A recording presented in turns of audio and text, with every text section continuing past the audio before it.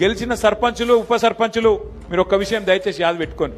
ఈ గవర్నమెంట్ లో మీరు పనిచేసేది 2-2.5 ఏళ్లే.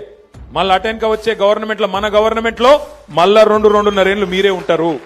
కాబట్టి దబ్బన వీళ్ళు ఏమైనా కొద్దిగా కష్టపెట్టినా కొద్దిగా ఇబ్బంది పెట్టినా 1 సంవత్సరం ఓర్చుకోవాలి అంతే. అటెన్క ఏముండదు వీళ్ళది. అటెన్క ఏముండదు. మీకు వచ్చే పైసలు ఎట్లాగ వస్తాయి?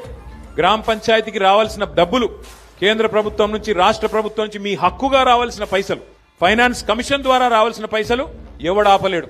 ఆది శ్రీనివాస్ ఆపలేడు, రేవంత్ రెడ్డి ఆపలేడు, నరేంద్ర మోడీ కూడా ఆపలేడు. ఎందుకంటే అది రాజ్యాంగం. అంబేద్కర్ రాసిన రాజ్యాంగం ఆధారంగా మీకు రావాల్సిన పైసలు బరాబర్ వస్తాయి. ఏమన్నా అయ్యా కూడా ఆపలేడు. కానీ ఏమన్నా ఇట్లనే ఆడనో ఈడనో బెదిరించే ప్రయత్నం చేస్తారు.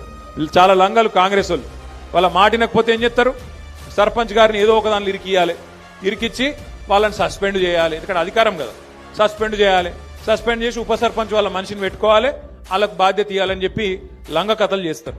అందుకే మనకు కూడా తెలివి ఉంది కాబట్టి, భగవంతుడు వాళ్ళకే కాదు మనకు కూడా తెలివితేటలు ఇచ్చిండు కాబట్టి నేనేం చెప్తున్నా అంటే, జిల్లాల వారీగా సర్పంచులకు అండగా నిలబెడతందుకు ప్రతి జిల్లాలో లీగల్ సెల్ ఏర్పాటు చేస్తాం. ఎక్కడ ఎవడన్నా మిమ్మల్ని సస్పెండ్ చేసే ప్రయత్నం చేస్తే వెంటనే 1 సెకండ్ కూడా మీరు ఆలస్యం చేయకండి. జిల్లా పార్టీ ఆఫీస్ ఇక్కడనే మీకు పక్కనే ఉన్నది. మన జిల్లా గింతనే జిల్లా, చిన్న జిల్లా, 12 మండలాలు, 2 మున్సిపాలిటీలు, చాలా చిన్న జిల్లా మనది. వెంటనే అర్ధగంట లోపల మీరు ఇక్కడికి రావచ్చు. లక్ష్మీనరసింహారావు గారిని, రవిశంకర్ గారిని, రసమై బాలకృష్ణ గారిని, మా తోట ఆగయ్య గారిని నేను కోరుతా ఉన్నా.